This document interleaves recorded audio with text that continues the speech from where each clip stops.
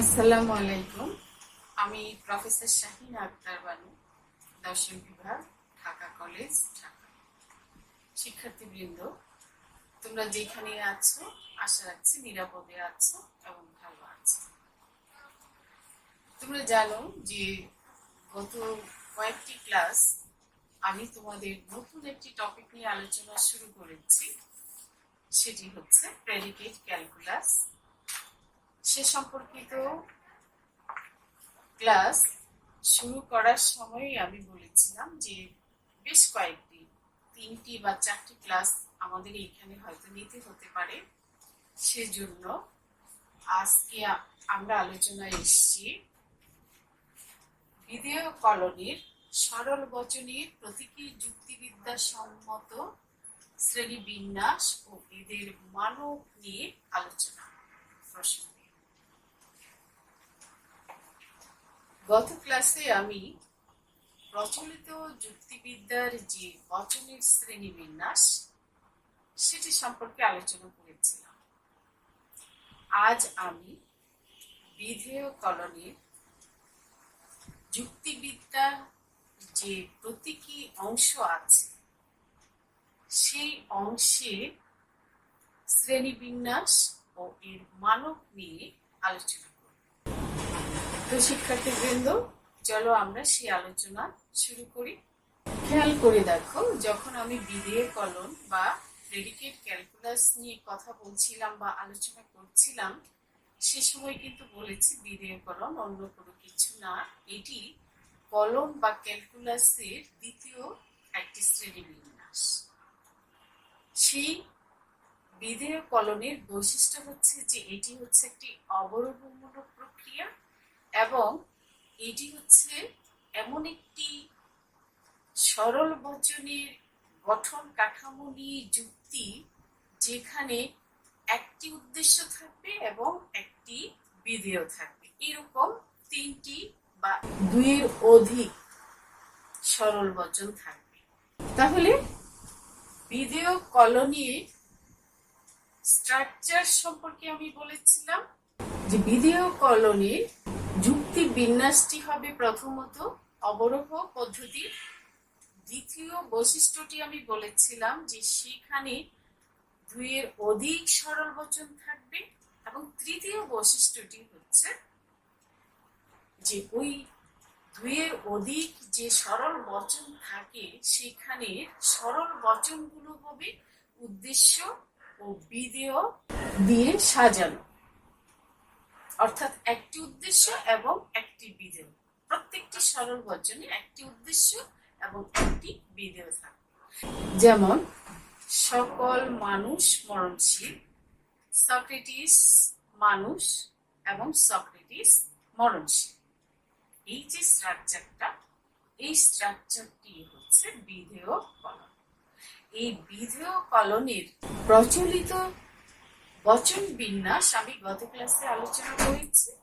আজ আমি প্রতীকী যুক্তিবিদ্যা এই শ্রেণীবিন্যাসটি আলোচনা করব, কিভাবে শ্রেণীবিন্যাস করা হয় এবং সেখানে কিভাবে মানক বসা হয়।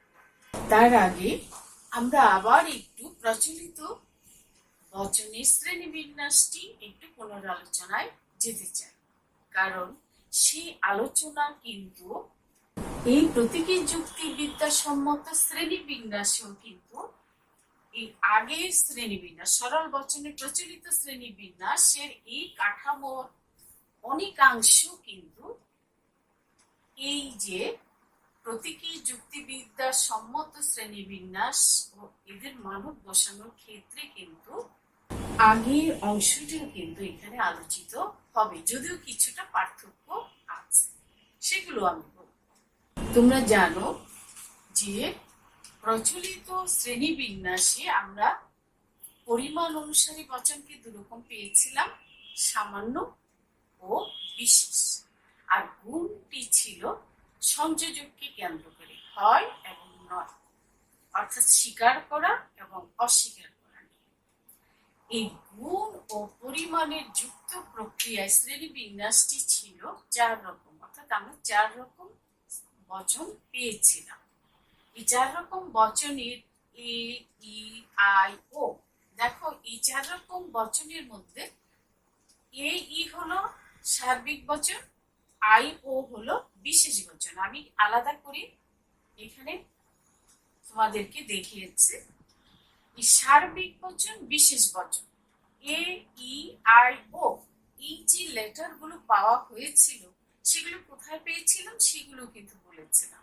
যে ল্যাটিন অ্যাফার্মো শব্দ, যার অর্থ হচ্ছে আমি স্বীকার করি, এই অ্যাফার্মো শব্দ থেকে এ বচনটি এসে এ লেটারটি আমরা পেয়েছি এন, ই, জি, ও। এন, ই, জি, ও। ল্যাটিন এই যে এন, ই, জি, ও, এই অংশের অর্থ হচ্ছে অ্যাফার্মো শব্দের অর্থ যেমন হচ্ছে আমি স্বীকার করি, এন, ই, জি, ও শব্দের অর্থ হচ্ছে আমি অস্বীকার করি।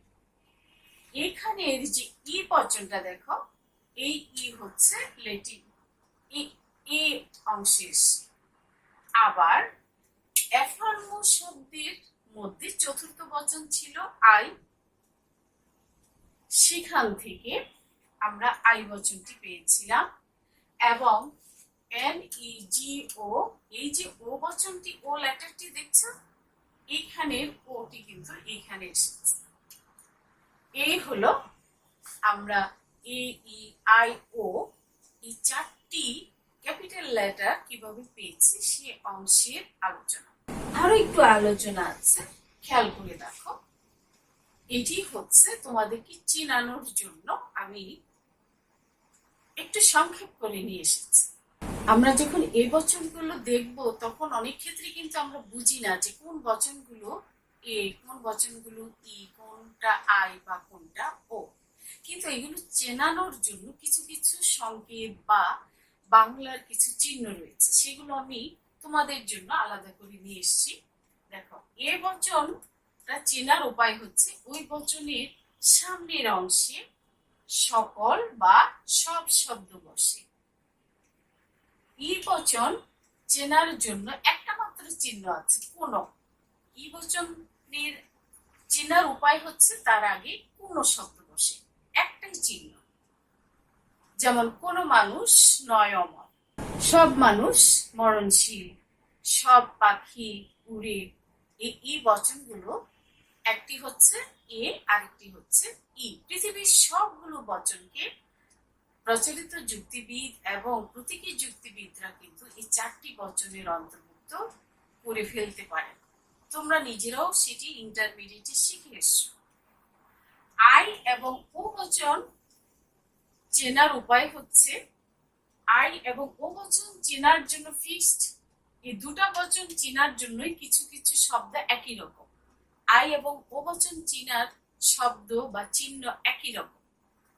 যদি কোনো বচনের আগে কিছু, কিছু কিছু, কত, কতিপয় এইরকম শব্দ থাকে, কিছু, কিছু কিছু, কতিপয়, কোন কোন, একবার যদি কোনো বসে সেটি চলে যাবে ই বচনে, আর দুবার যদি কোনো কোনো বসে তাহলে সেটি সদর্থক যদি তুমি মনে করো তাহলে হবে আই, আর যদি নর্থক মনে করো তাহলে হবে ও। আই এবং ও। তাহলে আমরা জেনে গেলাম যে কোন বচন কিভাবে কোন চিহ্নের মাধ্যমে সেগুলোকে চিনতে হয়। এই হলো সার্বিক বচন। দেখো, এ, ই, আর বিশেষ বচন হচ্ছে আই, ও। এই হলো আমাদের প্রচলিত বা ট্র্যাডিশনাল লজিকে বচনের শ্রেণীবিন্যাস সম্পর্কে সংক্ষিপ্ত আলোচনা। আমাদের কিছু প্রতীকী যুক্তিবিদ্যা সম্মত বচনে কিভাবে মানক বসাতে হবে সে অংশটি আমরা একটু আলোচনা করব এবং তোমাদের এগুলো একটু বুঝিয়ে দিতে হবে। বিধেয় কলন কিন্তু সরল বচনের, একাধিক সরল বচনের একটি স্ট্রাকচার, উদ্দেশ্য বিধেয় আকারে। তো বিধেয় কলনের সরল বচনের দুটি ভাগ আছে, একটি হচ্ছে সামান্য বচন, আরেকটি হচ্ছে বিশিষ্ট বচন। আজ আমি তোমাদের শুধুই সামান্য বচন নিয়ে আলোচনা করব। নেক্সট ক্লাসে আমরা বিশিষ্ট বচনগুলো নিয়ে আলোচনা করব। দেখো, বিশিষ্ট বচন হচ্ছে দুই রকম, সরল বিশিষ্ট বচন আর একটা হচ্ছে যৌগিক বিশিষ্ট বচন। সেগুলো নিয়ে আমরা আগামী ক্লাসে আলোচনা করব। তাহলে শুরু করি। সরল বচন দুই রকম, সামান্য বচন, বিশিষ্ট বচন। এই সামান্য বচন আবার দুভাগে বিভক্ত, একটি হচ্ছে সার্বিক বচন, আরেকটি হচ্ছে বিশেষ বচন। এই সার্বিক বচনের আমরা আলোচনা করব এবং এর মানক কিভাবে বসে সে বিষয়ে আলোচনা করব। বিশেষ বচন ও এর মানক নিয়ে আমরা নেক্সট ক্লাসে সে বিষয়টা শুরু করব। তার মানে আমরা সামান্য বচনের সার্বিক এই অংশটি নিয়ে আমরা এখানে আলোচনা করব। ভয়ের কোনো বিষয় না, আমি আস্তে আস্তে এই অংশটি নিয়ে আলোচনা করব। তোমরা অধিকাংশ স্টুডেন্ট আমি জানি যে ইন্টারমিডিয়েটে লজিক ছিল না, আর লজিক থাকলেও অধিকাংশ ক্ষেত্রেই তোমরা শেষের অংশগুলো পড়তে চাও না, ক্লাসে উপস্থিত হতে চাও না এবং বুঝতে চাও না। কিন্তু আমি এখানে অল্প অল্প করে স্ট্রাকচার তৈরি করে নিয়ে এসেছি, সংক্ষিপ্ত করে তোমাদেরকে বোঝানোর চেষ্টা করছি। যেহেতু তোমাদের বই সাথে নেই, কিন্তু আমি আশা রাখছি এই আলোচনার মাধ্যমে অল্প অল্প করে যদি তোমরা শিখে যাও তাহলে তোমাদের বুঝতে অসুবিধা হবে না। তো শিক্ষার্থীবৃন্দ, আসো আমরা এখন একটু আলোচনা করি। এখন সামান্য বচন এই অংশটা বোঝানোর আগে আমি আবার একটুখানি এই বিশিষ্ট বচন বা বিশেষ বচনের বিষয়ে একটুখানি বলি। কারণ সার্বিক বচন ও এর মানক আলোচনা করতে গেলে বিশেষ বচন ও এর মানক এবং বিশিষ্ট বচনের কিছু কথা এখানে চলে আসবে।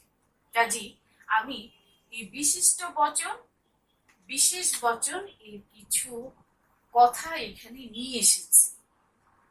কিন্তু বিস্তারিতভাবে যদি আমি এই সরল বচনের সবটুকু আলোচনা করতে চাই তাহলে তোমাদের 1 ঘন্টারও উপরে চলে যাবে। কাজেই তোমাদের সেটি ধৈর্যচ্যুতি ঘটবে। তো আমি এই অংশটুকু বুঝিয়েছিলাম।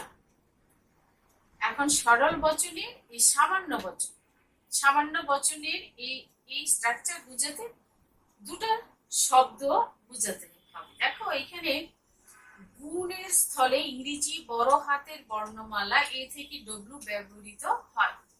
গুণ প্রচলিত যুক্তিবিদ্যায় স্বীকৃতি এবং অস্বীকৃতির জন্য হয় এবং নয় এই দুটি চিহ্ন ব্যবহার করা হয় গুণ হিসাবে। কিন্তু প্রতীকী যুক্তিবিদ্যায় গুণ কিন্তু সেই অর্থে ব্যবহৃত হয় না। প্রচলিত যুক্তিবিদ্যায় থেকে প্রতীকী যুক্তিবিদ্যার গুণ আলাদা। এইখানে দেখো, গুণ বলতে কি বোঝায়? গুণের স্থলে এই যে দেখো, যুক্তিবিদ্যার বিশিষ্ট ক্রিয়াপদকেও গুণ হিসাবে ধরা হয় যা দূষণীয় নয় বলে মনে করা হয়। লজিশিয়ানরা গুণ, এই যে স্বীকৃতি অস্বীকৃতি, এটা প্রচলিত যুক্তিবিদ্যায় ব্যবহার করা হয়েছে, কিন্তু এখানেও ব্যবহার করা হয়। তবে এইখানে কিন্তু আরো দুটো জিনিসকে গুণ হিসাবে চিহ্নিত করা হয়। এটা যুক্তিবিদরা করেছে, তাই না? যুক্তিবিদরা মনে করেছে, যুক্তিবিদরা প্রতীকী যুক্তিবিদ্যার বিশিষ্ট ক্রিয়াপদকেও গুণ হিসেবে ধরা হয় এবং এই যুক্তিবিদরা বলছেন এটি যুক্তিবিদ্যা ব্যবহার করা দূষণীয় নয় বলে মনে করা হয়। অর্থাৎ এটি যুক্তিবিদ্যা ব্যবহার করা দূষণীয় নয়। তার মানে যুক্তিবিদ্যার বিশিষ্টকেও গুণ হিসাবে গণ্য করা হয়। বিশিষ্ট মানে কি, তোমরা তো সেটা জানো, তাই না? বিশিষ্ট ক্রিয়াপদ মানে এটা বাদ এবং বিশেষ হচ্ছে নাউন বা প্রোনাউন, সর্বনাম যে পদ সেটা। এখন দেখো, গুণ এর স্থলে ইংরেজি বড় হাতের বর্ণমালা এ থেকে ডব্লিউ ব্যবহৃত হয়। আমরা যখন মানক বসাবো এখানে গুণের স্থলে ইংরেজি বড় হাতের বর্ণমালা এ থেকে ডব্লিউ, এটা কিন্তু ক্যাপিটাল লেটার, ব্যবহৃত হয়। আর ব্যক্তির স্থলে ইংরেজি ছোট হাতের বর্ণমালা এ থেকে ডব্লিউ ব্যবহৃত হয়। মানে এ থেকে ডব্লিউ গুণের ক্ষেত্রে ক্যাপিটাল লেটারে এবং ব্যক্তির ক্ষেত্রে ইংরেজি ছোট হাতের বর্ণমালা এ থেকে ডব্লিউ ব্যবহৃত হয়। বচনের প্রতিকায়নে গুণ আগে ও ব্যক্তি পরে বসে। তুমি একটু মনে রাখো বিষয়টা। বচনের প্রতিগায়নেও হয়। বচনের প্রতিগায়নে বা গায়নে গুণ আগে ও ব্যক্তি পরে বসে। ধরো কোনো একটি রান্না করতে হবে, মনে করো সেমাই রান্না করবো, তাহলে আমাদের কি কি আয়োজন লাগবে? সেমাই লাগবে, চিনি লাগবে, দুধ লাগবে, তাই না? এই সব কিছু ম্যাটেরিয়ালস একত্রিত করলে পরে না আমরা সেমাইটা রান্না করতে পারবো, তাই না? তো এই যে সরল বচন, এর যে মানক বসাবো, হ্যাঁ, এই মানক বসাতে হলে আমাদের কি কি জিনিসগুলো দেখতে হবে, কোন কোন বিষয়ের দিকে লক্ষ্য রাখতে হবে, সেগুলো একটু দেখে নিলাম। এদিকে লক্ষ্য রাখতে হবে, এই অংশটা লক্ষ্য রাখতে হবে, আর এই যে বিশেষ্য ক্রিয়াপদকে যে গুণ হিসাবে গণ্য করা হয় এই বিষয়গুলো লক্ষ্য রাখতে হবে। এখন পরে দেখো আমরা যখন এই অংশগুলো বর্ণনা করতে যাব, এখন কিন্তু তোমাদের কাছে এটি সহজ হবে যখন আমি ব্যাখ্যা করব। সামান্য বচন। সামান্য বচন দেখো আমি এখানে সামান্য বচনের সংজ্ঞা বলেছি, এই সংজ্ঞাটা এইখানে এসছে। এই সামান্য বচনের ক্ষেত্রে অনির্দিষ্টভাবে এক বা একাধিক ব্যক্তি বা বিষয় বস্তু সম্পর্কে কোনো কিছু বলা হয় বা কোনো গুণ প্রকাশ করা হয়। এই বচনে যে ব্যক্তি, বস্তু বা বস্তু সমষ্টি সম্পর্কে যা কিছু বলা হয় সেগুলোর কোনো নাম উল্লেখ করা হয় না। এই সামান্য বচনের বৈশিষ্ট্যটা হচ্ছে কি? অনির্দিষ্টভাবে এক বা একাধিক ব্যক্তিকে বোঝাবে, এক বা একাধিক ব্যক্তিকে বোঝাবে।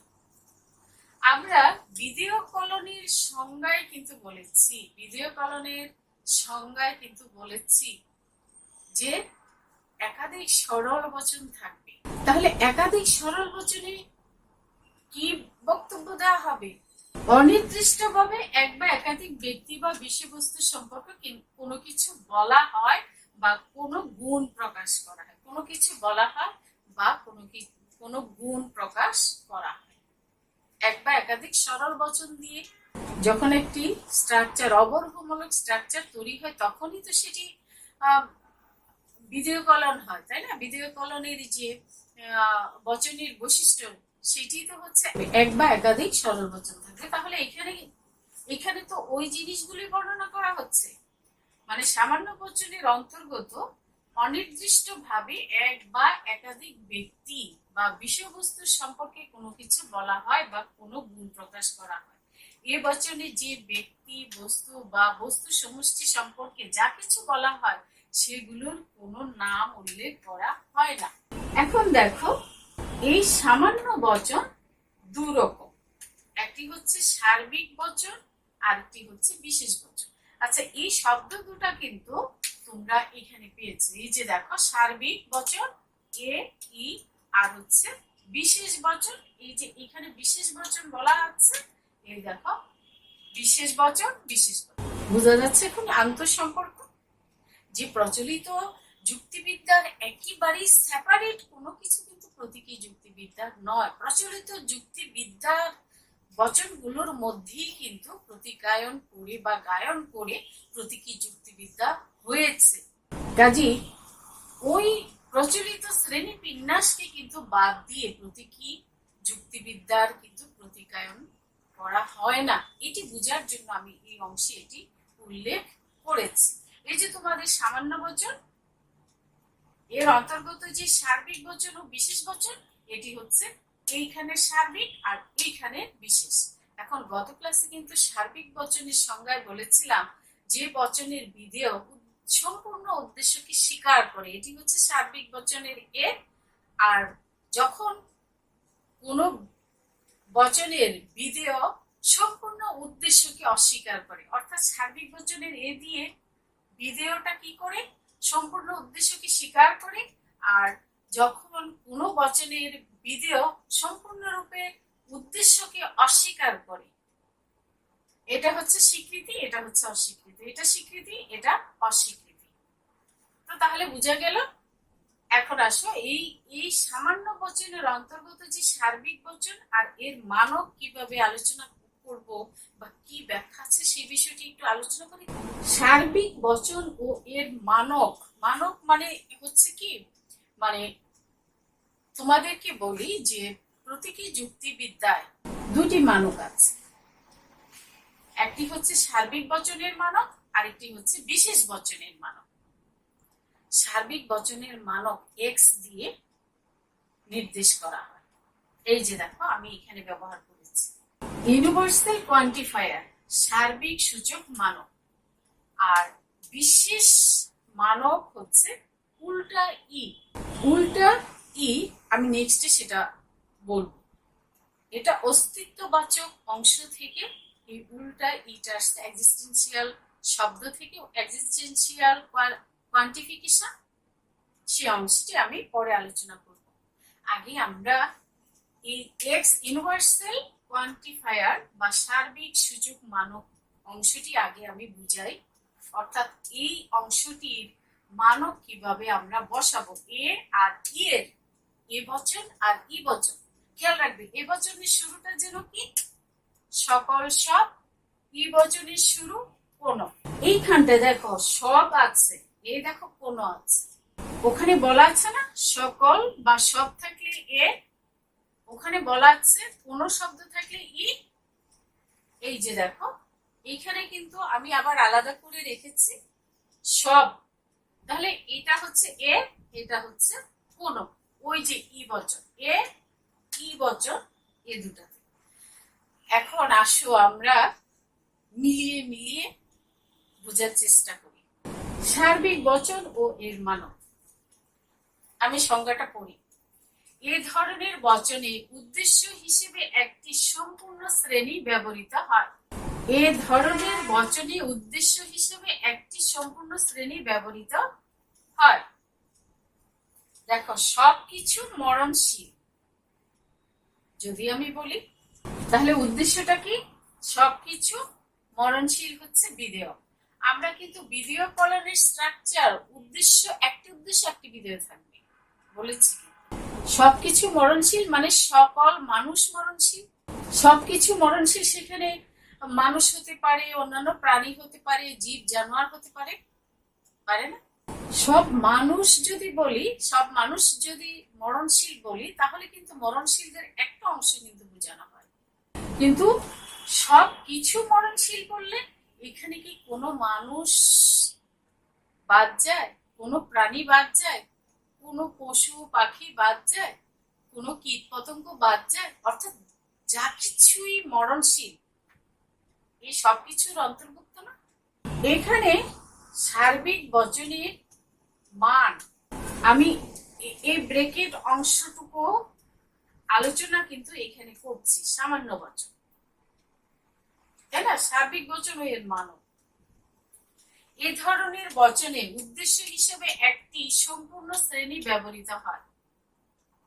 সবকিছু বললে সবকিছু উদ্দেশ্য হিসাবে একটা শ্রেণী সম্পর্কে, অর্থাৎ মরণশীলের অন্তর্ভুক্ত পৃথিবীর যত শ্রেণী আছে সব এর মধ্যে অন্তর্ভুক্ত। আবার কোনো কিছু অমর নয়, এই বচনটির দিকেও যদি লক্ষ্য করো তাহলে কিন্তু তোমরা দেখবে যে এটাও হচ্ছে একটি সার্বিক চিহ্ন। কোনো কিছু অমর নয়, এই দুটি বচনের অন্তরালে তুমি সেটাকে এইভাবে চিহ্নিত করতে পারো। অর্থাৎ আমরা এই দুটি বচনকে, সবকিছু মরণশীল, কোনো কিছু অমর নয়, এই দুটি বচনকে, আমার কথা শোনো, সবকিছু মরণশীল, কোনো কিছু অমর নয়, এই দুটি বচনের বিষয়টি যদি আমি আলাদা করে তোমাদেরকে বলি তাহলে এটি বলা যায়, যে কোনো কিছুর ক্ষেত্রে এটা সত্য যে এক্ষেত্রে সে সর্বনাম নির্দিষ্ট ব্যক্তির নাম নয়, এর পরিবর্তে অদ্রুবক বা গ্রাহক প্রতীক এক্স ব্যবহার করে পাই এম এক্স। সবকিছু মরণশীল, সে মরণশীল, সে মরণশীল। অন্তত পক্ষে আমরা এই সবকিছু মরণশীল যেমন আমরা বলতে পারি, সে মরণশীল, এই একজনকেও কিন্তু আমরা এই সার্বিকের অন্তর্ভুক্ত করতে পারি, সর্বনাম ব্যবহার করতে পারি। সবকিছুর পরিবর্তে সে, সেটাও মানে একক একটা ব্যক্তি, ওই যে খেয়াল করো অনির্দিষ্ট ভাবে এক, এই একটা হলো সে, আর একাধিক ব্যক্তি সবকিছু। কাজে সবকিছু সে ব্যক্তি বা বিষয়বস্তু সম্পর্কে কোনো কিছু বলা হয় বা কোনো গুণ প্রকাশ করা হয়। এই বচনে যে ব্যক্তি, বস্তু বা সমষ্টি সম্পর্কে যা কিছু বলা হয় সেগুলোর কোনো নাম উল্লেখ করা হয় না। তুমি সর্বনামও ব্যবহার করতে পারো, তবে সহজ করে আমি বলি, সকল সব এরকম যদি চিহ্ন থাকে তুমি সেটিকে সার্বিকের অন্তর্ভুক্ত বচন ধরে নিবে, এবং এই সবের সঙ্গে কিন্তু সে যে একক নাউন বা প্রোনাউন সে অংশটাও কিন্তু সংযুক্ত করে নিতে পারবে। অর্থাৎ এই বচনটির পরিবর্তে এই বচনটিকেও আমরা গ্রহণ করতে পারি। আবার কোনো কিছু অমর নয়, এই অংশেও কিন্তু সে অমর নয় আমরা অন্তর্ভুক্ত করি। আমাদের ইন্টারমিডিয়েটে বচন রূপান্তরের কিছু নিয়ম বা বিধি ছিল। বিশিষ্ট বচন কিভাবে রূপান্তর করতে হবে বা সামান্য বচনের অন্তর্ভুক্ত বচনগুলো কিভাবে চিহ্নিত করতে হবে সেই সংক্রান্ত বেশ কিছু 12 বা 14টার মতো কিছু বিধি বা নিয়ম ছিল। তবে আমি সেগুলো বিষয়ে আলোচনা করছি না, আমি তাহলে সংক্ষেপেই বলি। যখন তোমরা সকল বা সব দেখবে তখন এই সবের সাথে যে সে সিঙ্গেল ব্যক্তিও, এক বা একাধিক ব্যক্তিও কিন্তু থাকে, সেটি তোমাদেরকে বোঝাতে চাচ্ছি। আবার এখানে দেখো কোনো কিছু, যেহেতু ই বচনের সার্বিক বচন, কাজে এটিও কিন্তু কোনো কিছু কিন্তু তাকেই সার্বিক বচন, যেহেতু কোনো কিছু মানে সবকিছুকে, কোনো কিছু মানে কিন্তু সিঙ্গেল কোনো বিষয় কিন্তু এখানে না, কিন্তু এই কোনো কিছুর যা অর্থ, কোনো কিছু অমর নয় যা বিষয়, সে অমর নয় একই রকম বিষয়। এখন কি করা হয়েছে, মরণশীল তো মর্টাল, তাই না? সে মরণশীল, সে অমর নয়। এখন সে হচ্ছে যে দেখো ব্যক্তি ক্ষেত্রে কি করা হবে, এ থেকে ডব্লিউ ছোট হাতের, এবং গুণের ক্ষেত্রে এ ডব্লিউ বড় হাতের অক্ষর ব্যবহার করতে হবে। বচনের প্রতিকায়নে গুণ আগে ও ব্যক্তি পরে আসে। এখন এক্স কেন অদ্রুবক বা গ্রাহক বচন, আমি এই দুটা বচনকে আগে চিহ্নিত করব, এই দুটা বচন কোন অংশে আছে। এই দুটা বচন, এই সামান্য বচনের সংজ্ঞা এবং এই চিত্র অনুসারে আমরা দেখব এই দুটা বচন, অর্থাৎ এই দুইটা বচন আছে, এই দুইটা বচন আছে সার্বিক বচনের অন্তর্ভুক্ত। তাহলে সার্বিক বচনের প্রতীক কি? অদ্রুবক বা গ্রাহক প্রতীক হচ্ছে এক্স। সার্বিক বচনের সেটা সদর্থক নর্থক, সেটা তো পরের ব্যাপার। সদর্থক ব্যাপারটা কিরকম, আর নর্থক হলে তো নেগেশন যুক্ত করতে হয়। সেটা নেগেশন ব্যবহার কিভাবে করতে হয় সেটা কিন্তু তোমরা আগে জানো, যে প্রতীকের আগে নেগেশনটা আগে যুক্ত করতে হয়। তাহলে সার্বিক বচনের ক্ষেত্রে আসবে এক্স প্রতীক, তাই না? এক্স হচ্ছে সার্বিক বচনের সার্বিক সূচক মানক, এক্স হচ্ছে সার্বিক সূচকের মানক, আর উল্টা ই এক্স হচ্ছে বিশেষ সূচকের মানক, সেটা আমি নেক্সট ক্লাসে বুঝাবো।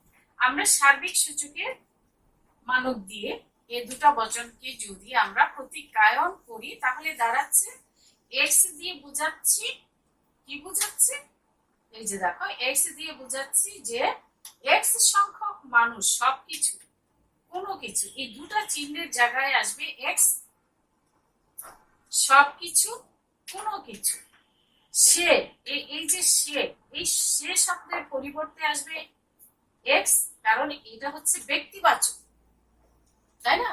এক্স হচ্ছে, খেয়াল করে দেখো, এক্স, সে, এক্স। আর যেহেতু মর্টাল, মরণশীল, এম দিয়ে বোঝানো হয়েছে, এর জন্য এমটা আগে বসবে। বচনের প্রতিকায়নে গুণ আগে, মরণশীলটা পড়ে না। এখানে বচনটা, বাংলা বচন যখন আমরা লিখি তখন ব্যক্তি বা সাবজেক্ট আগে, প্রেডিকেট পড়ে, তাই না? ব্যক্তি আগে এবং গুণ পরে আসে। কিন্তু আমরা প্রেডিকেট ক্যালকুলাসে সার্বিক বচনের মানে আগে আমরা কি করব, বচনের প্রতিকায়নে গুণ আগে। গুণটা কি? মরণশীল, অমর, ও ব্যক্তি পরে বসে, গুণ আগে বসবে, ব্যক্তি পরে। এই অমর আর মরণশীল এই দুটা হচ্ছে গুণ। তাহলে মরণশীলের হচ্ছে মর্টাল, ওই যে গুণ, বচনের প্রতিকায়নে গুণ আগে। এই যে দেখো মরণশীল মানে মর্টাল, কিন্তু আমি ইংরেজিতে অমর, এই অমর শব্দটাকে ই দিয়েই চিহ্নিত করেছি এবং বইয়ের মধ্যে এরকম কি আছে, অমর, কিন্তু তার আগে নিগেশন যুক্ত করেছি।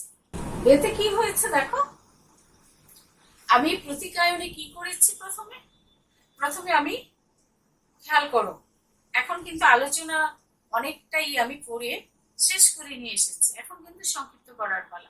তোমাদেরকে বোঝানোর চেষ্টা করেছি যে তোমরা বচনগুলো কিভাবে চিনবে। চেনার জন্য তোমাদের ট্র্যাডিশনাল শ্রেণী বিন্যাসের দিকে তাকাতে হবে।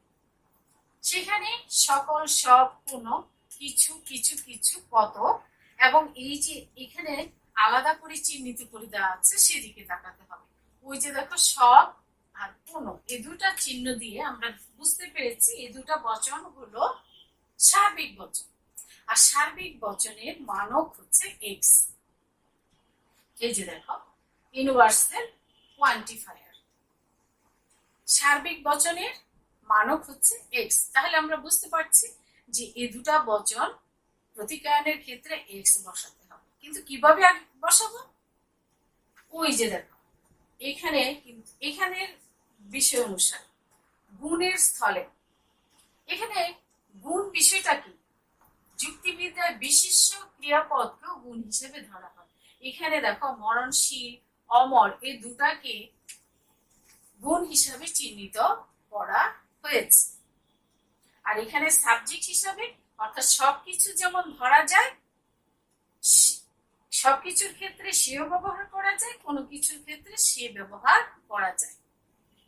তাহলে গুণ এখানে হচ্ছে মরণশীল আর এখানে হচ্ছে অমর, আর এখানে নয় শব্দের জন্য এখানে নিগেশন। তাহলে আমি প্রথমে কি করলাম, এক্স বসালাম, তাই না? প্রথমে এক্স নিলাম, নিয়ে কি করলাম, ওই যে বচনের প্রতিকায়নে গুণ আগে ও ব্যক্তি পরে বসে। আচ্ছা, এক্স নিলাম, কিংবা মরণশীল অমরের জন্য আমি প্রথমে কি করলাম, এক্স এর আগে এম বসালাম মরণশীল হিসাবে, আর এক্স এর আগে অমর বসালাম, কিন্তু নয়ের জন্য এখানে নিগেশন বসালাম।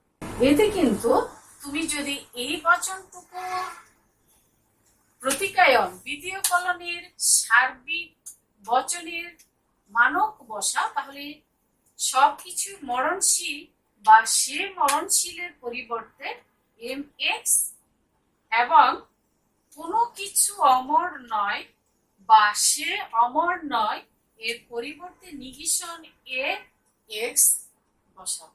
বোঝা যাচ্ছে তো শিক্ষার্থীবৃন্দ? তোমাদের নেক্সট ক্লাসে কিন্তু এই বিশেষ বচন ও এর মানক এবং এই অংশটি নিয়ে আমি আলোচনা করব। তাহলে শেষ করছি, তোমাদের এগুলো অবশ্যই অবশ্যই তোমাদের মনে রাখতে হবে। এই অংশটা অত্যন্ত গুরুত্বপূর্ণ। এই সংজ্ঞাটি মনে রাখবে। এই সার্বিক এ ই আই ও বচন কিভাবে চিনতে হয়, তার সামনে যে চিহ্নগুলো আছে সেই চিহ্নগুলো তোমাদের অবশ্যই অবশ্যই মনে রাখতে হবে। সামনাসামনি ক্লাস যদি হতো তাহলে হয়তো বোর্ডে ডেকে এনে তোমাদের গুণ পরিমাণ কিংবা বিভিন্ন বচন দিয়ে হয়তো পরীক্ষা করার চেষ্টা করতাম যে তোমরা বচনগুলো, প্রচলিত বচনগুলো তোমরা চেনো কিনা। এরপরে হয়তো আমি এই ক্লাসটি, এই অংশটি মানক বসানোর চেষ্টা করতাম। কিন্তু সার্বিক পরিস্থিতি, বিশ্বের যে অবস্থা, যে আমরা মুক্ত মানুষেরা আজ ঘরে বন্দি, এই পরিস্থিতির কারণে আমরা কিন্তু তোমাদেরকে ক্লাসরুমে পাচ্ছি না। সেই কারণেই সরকার এবং কলেজ কর্তৃপক্ষের নির্দেশেই তোমরা যেন পড়াশোনা থেকে বিচ্ছিন্ন না হও, পড়াশোনার সাথে যেন সম্পৃক্ত থাকো, সেই কারণে এই প্রয়াস। আশা রাখছি যে আমাদের এই যে ক্লাসে আমরা যে পড়িয়ে যাচ্ছি, আমাদের এই কোনোই কষ্ট হবে না যদি তোমরা সেই বিষয়টি বুঝে থাকো, বোঝার চেষ্টা করে থাকো। তবে টাইম এন্ড রাইট ওয়েট করো না। তোমরা যদি এই সময়টায় ঘরে বসে থেকে কাজে না লাগাও, পড়াশোনা যে সবসময় করতে হবে সেটা না। এখন কিন্তু ঘুমের কোনো টাইম নেই, সজাগ থাকার কোনো টাইম নেই, ফেসবুকিং এর জন্য কিন্তু কোনো টাইম নেই, আনলিমিটেড সময়।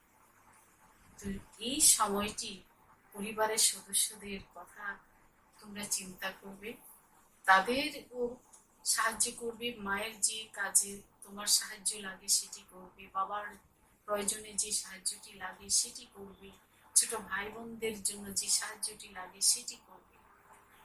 এখন কিন্তু পেন্ডিং কাজগুলো করে নেওয়ার সময়, এই সময়টা কাজে লাগাও।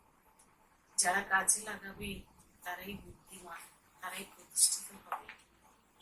তো ভালো থাকো, যেখানেই থাকো নিরাপদে।